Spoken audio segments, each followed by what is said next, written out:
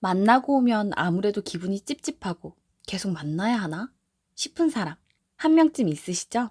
저는 몇 년 전 20년 가까이 친하게 지냈던 친구를 손절한 적이 있는데요. 아무래도 안 만나는 게 좋을 것 같다는 생각이 계속 들었었는데 그 친구와 함께 만나던 친구들 모임이 있다 보니 안 만날 수 없다고 생각했었어요. 그럼에도 결국 그 친구와 손절하게 됐고 지금 돌아보니 왜 그렇게 관계를 억지로 이으려고 했을까 싶더라고요. 이렇게 손절하고 나서 오히려 마음이 편해졌던 사람들은 한마디로 말하자면 이런 사람이었습니다.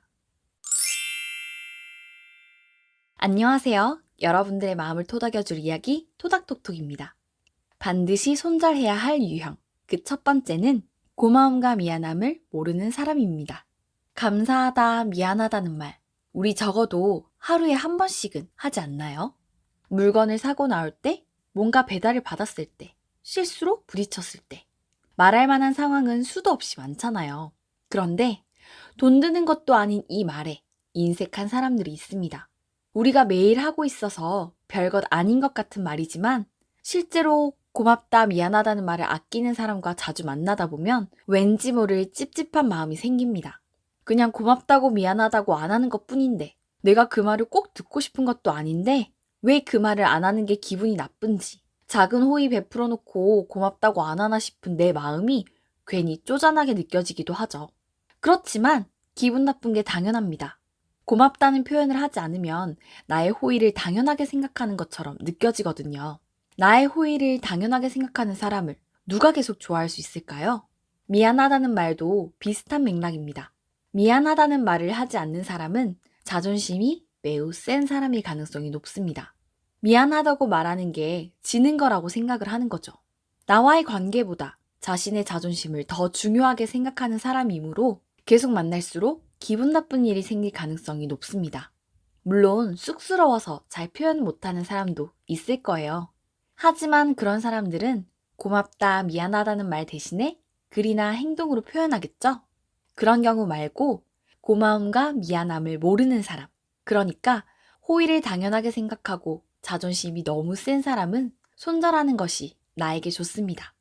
두 번째는 열등감과 질투가 심한 사람입니다.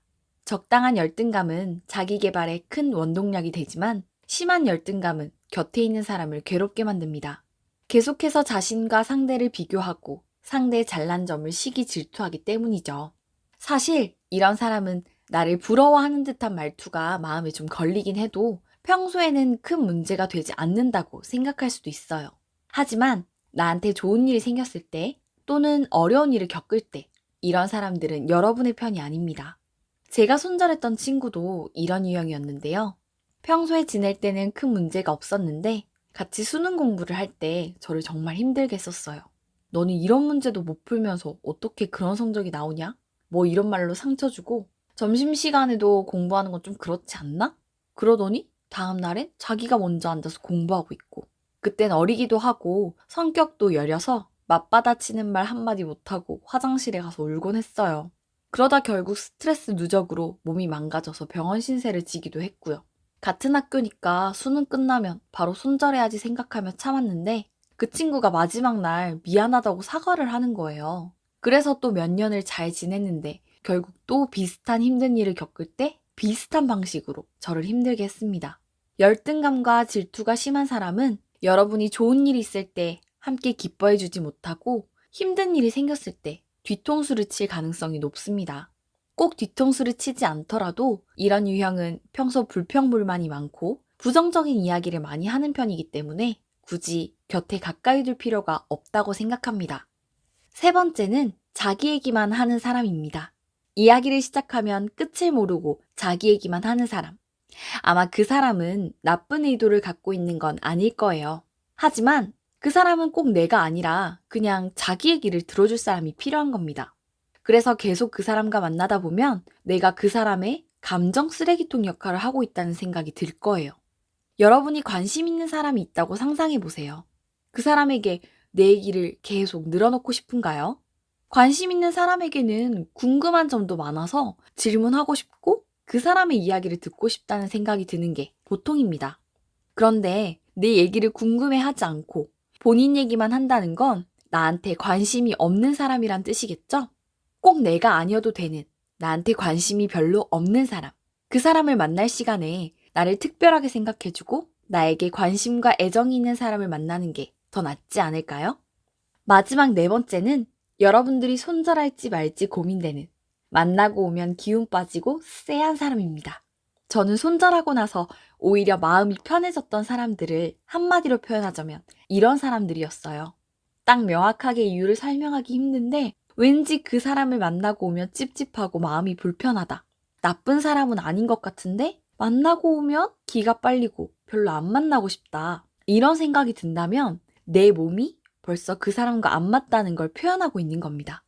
그 사람이 묘하게 선을 넘지 않아서 논리적으로 명확한 이유를 딱 대기 어렵지만 몸이 먼저 아는 거예요.